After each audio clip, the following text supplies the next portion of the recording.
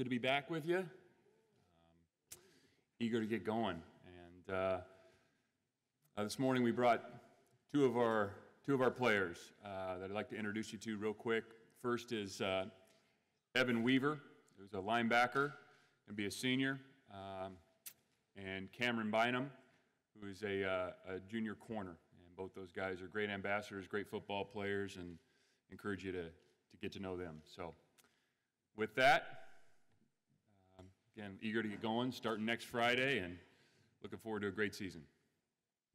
Open it up. All right, please feel free to gather around the coach or the student athletes in the back of the room for additional questions.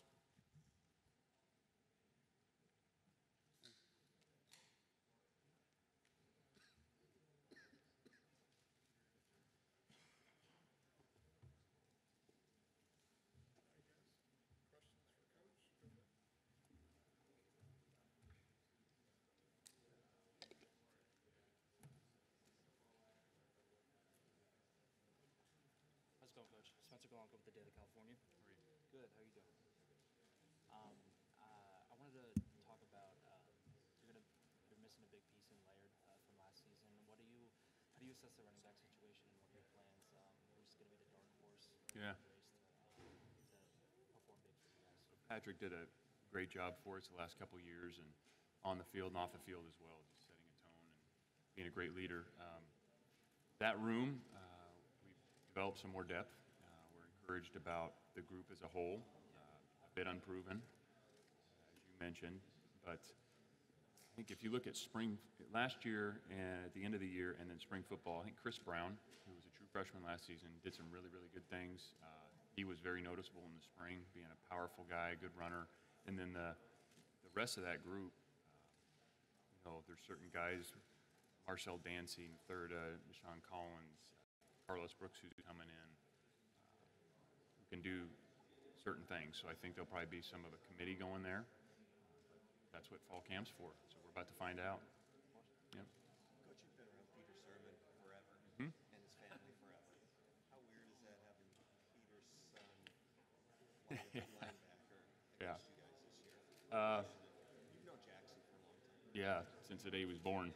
So it's college football, and it's pretty neat.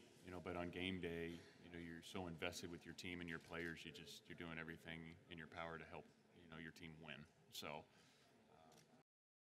I think, been in part of different relationships with coaching relationships or schools that, you compete against. I think it's just part of our profession.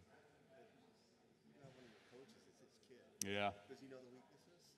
Oh, yeah, I'm not real, we're not concerned with the knowledge. I'm sure they don't, you'd have to ask them. They don't talk, I wouldn't think, talk about details of the game plan, probably more than that, but that would be a question for them.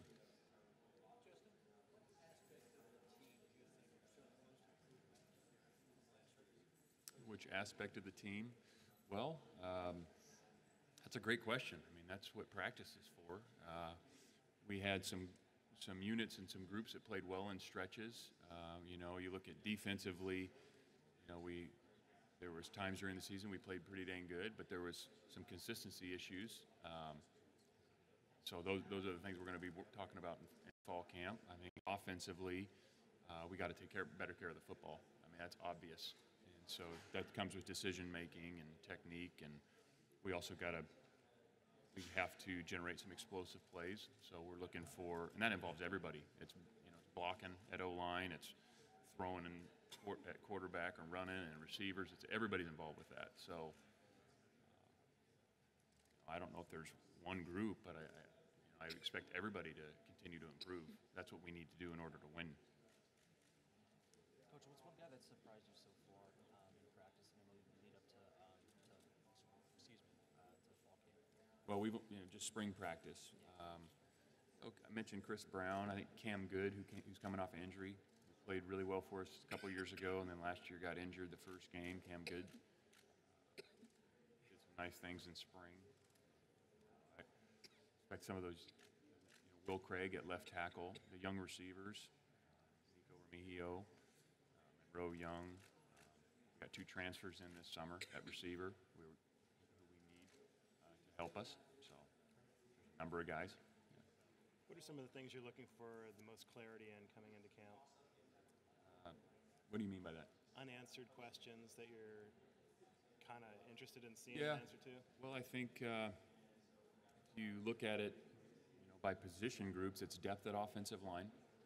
We're going to be the rotational guys there. How's the tight end position going to shake out and who can do what? I mean, we have some talented guys in there. We just got to, they haven't played much. The receiver room is obvious in terms of there's inexperience. We got some athleticism, and how's that going to look and develop? And it won't be settled by game 1. I mean, we got to continue to improve in all those areas, but I think it's going to be something that starts to get sorted out during fall camp. Obviously, the quarterback situation, the running back room. I mean, I think anywhere you don't have, like on defense, like the secondary, those guys have played a lot of football together. They're all returning, so it's a little cleaner right now. But a lot of those group, the will linebacker spot, what's going to happen there. The rotational guys at D-line. So, but that's the fun part. I mean, that's what, guys have been working extremely hard this summer, and they're prepped and ready for fall camp, and that's the fun part of this, to see what shakes out. Coach, I wanted to ask, what's your assessment of Kwoni Dang since he's come in? I'm sorry? Kwoni Dang? Coin? Yeah. Coin Dang.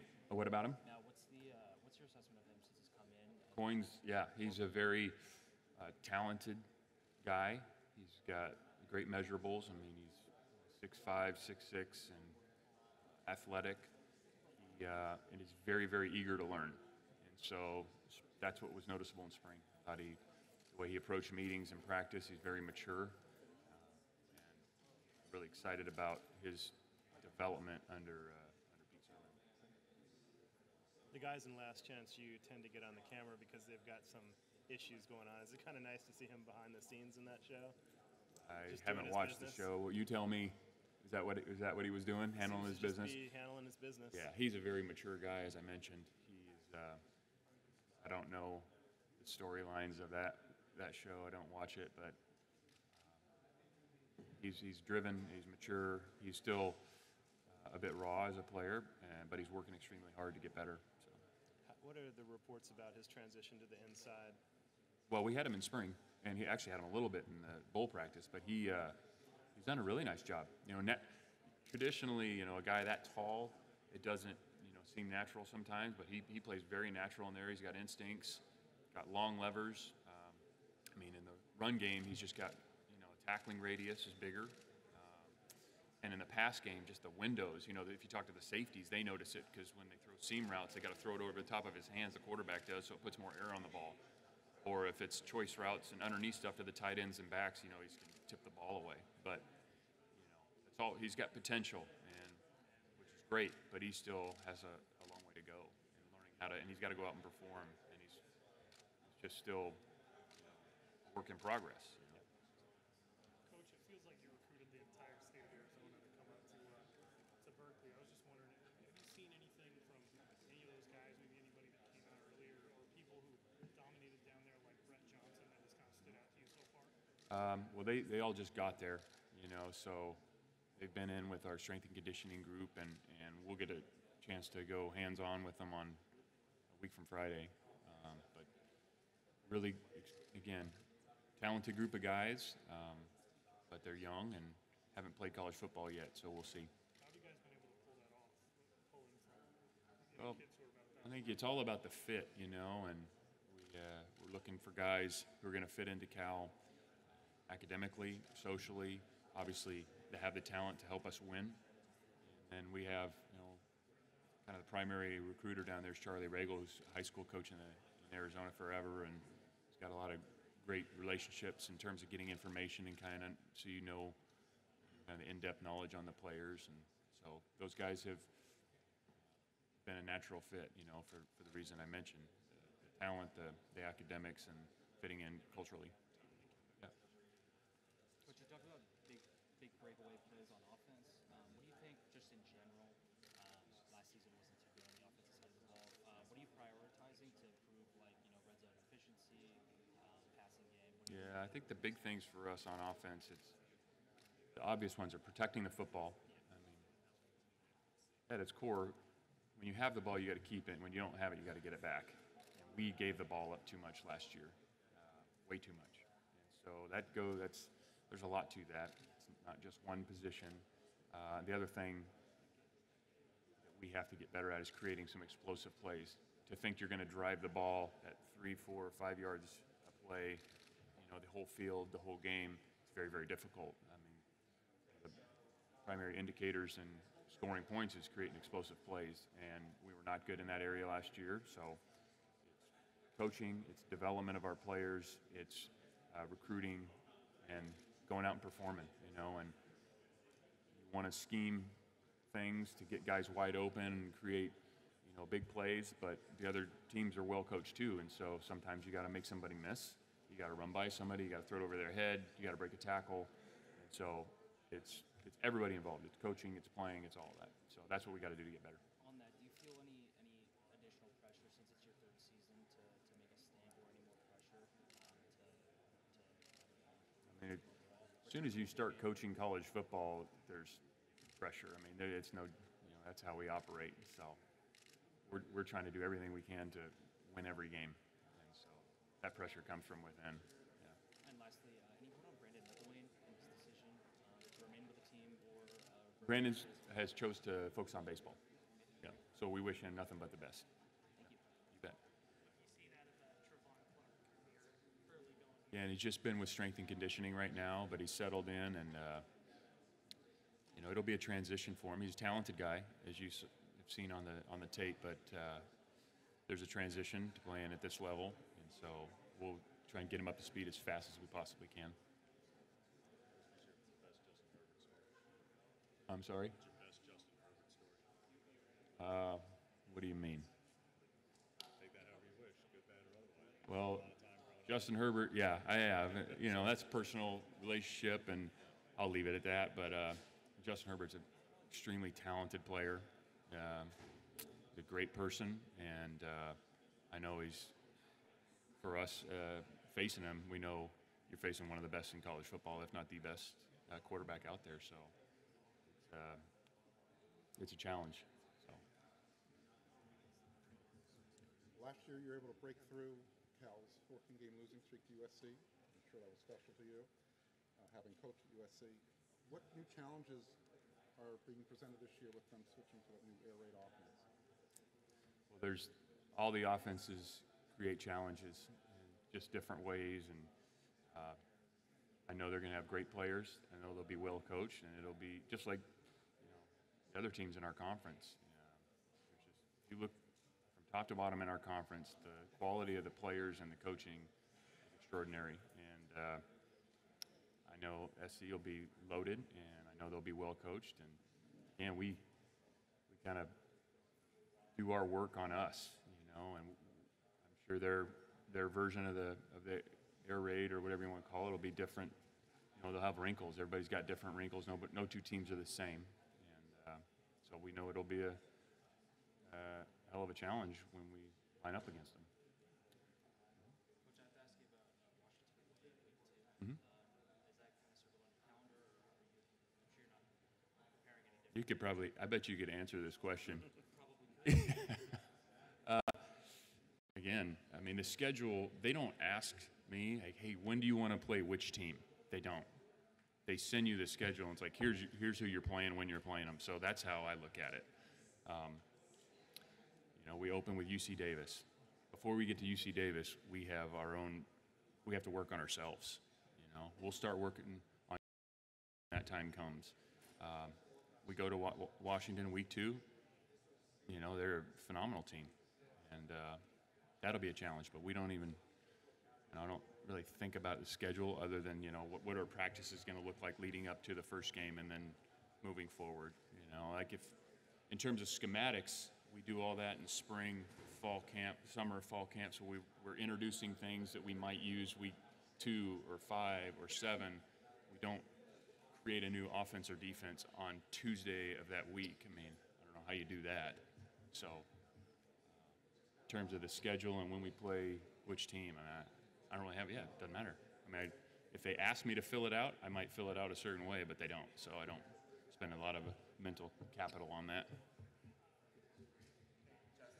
Hey.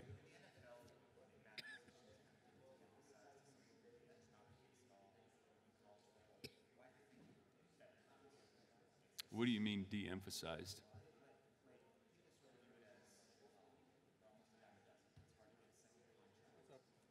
Yeah. Mm-hmm.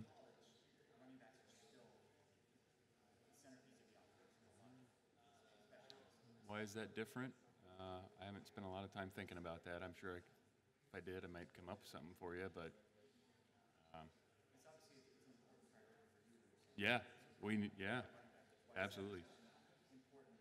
Well, in our offense, we need to be able to run the ball to throw the ball. We run RPO game, and so it's important to have a productive back or backs in order to make your offense go. We spent time talking about creating explosive plays and moving the ball down the field to score points, and so that's why we need them. So in terms of how that relates to the NFL and why they get contracts and don't get contracts, I don't really know.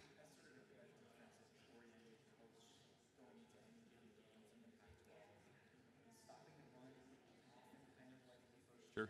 Yeah, if teams run the ball efficiently on you, it's going to be a long day. So I think that's part of your structure on defense. How are you built? It's not like you line up on the first play of the game or play two-man all day and say we're not going to, try and fit the runs. Like you have to have an answer to fit the run game, or else people are going to run it down your throat. So absolutely, it's one thing we talk about every week. What are we going to do? What do our numbers look like in order to stop the run? And how do you create some negative plays to put them in longer down and distances? Absolutely. Evan talked about losing body fat. As good as he was last year, how much better do you think that can make him this year? I think it's just one of the things, when he gets to his age, he's learned more and more about playing linebacker, and now it's, okay, physically, what can he do to be better? And then mentally, what can he do to be better? So one of the things that we challenged him with, and he challenged himself, was kind of getting leaner. He's still a big guy, he's almost 240 pounds, but it'll just help with his flexibility and his change of direction. He laughed about being a linebacker wearing number 89. Did you guys give him a hard time about that ever? No. As long as he tackles people, I don't care what number he wears. Nope, I think it's great.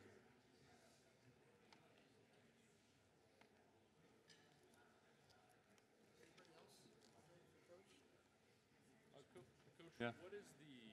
What's the toughest part about evaluating quarterbacks, trying to recruit quarterbacks, and how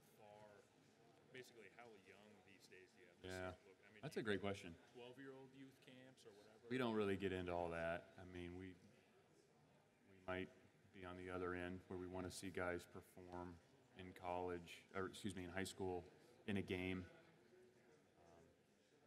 I think it's becoming so specialized at such an early age, and guys can learn how to throw the football, and they go to 7-on-7, and all that's great, but you still have to go play 11-on-11. Might hit you. What's that going to look like? Can you get out of trouble? What are their instincts like? Are they accurate? So we really like to see them play. But recruiting is very, very competitive, and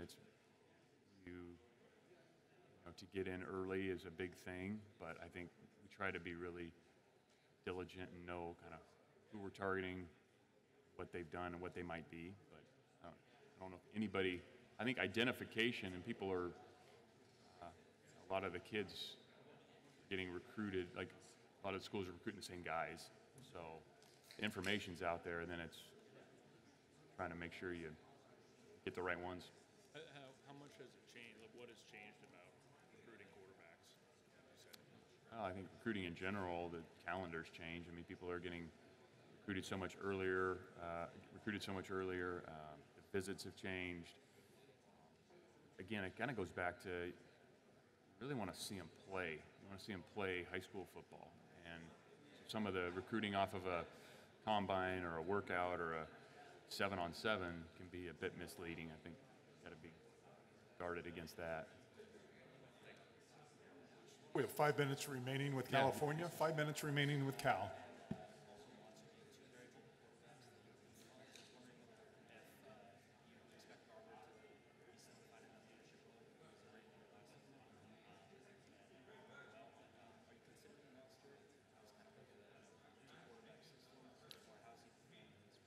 We really haven't, there's no determination. We're going to let that thing play out. I think Chase after spring, if we were playing tomorrow, Chase would be our starter, and he did a good job in spring. I mean, he was more comfortable with the offense, threw the ball with command. He has to play better, but again, he's also a second-year quarterback, so I expect him to play better. Devon only had 15 practices, so kind of a small sample size, and we'll get him a lot of work in fall camp. And we'll also have, there's enough reps in fall camp to get good evaluations. Yeah, and then same thing with the newcomers, and so we'll get everybody enough reps to get them evaluated so we have the best guys on the field.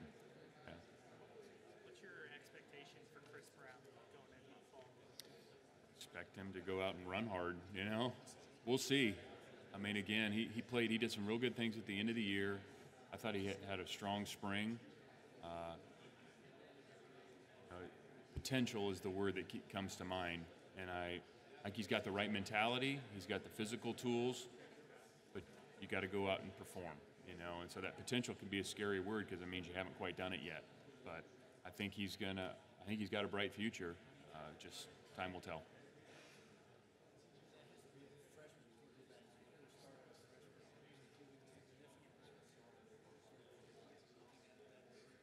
Absolutely. That position as well as others. There's other freshmen that played some that we would expect to make a big jump. But I think, at that position as well, just with all that comes with it, and I think he's naturally going to make a jump, and his mentality has been great, and he's working extremely hard. So we would expect him to make a big jump, and I think he will.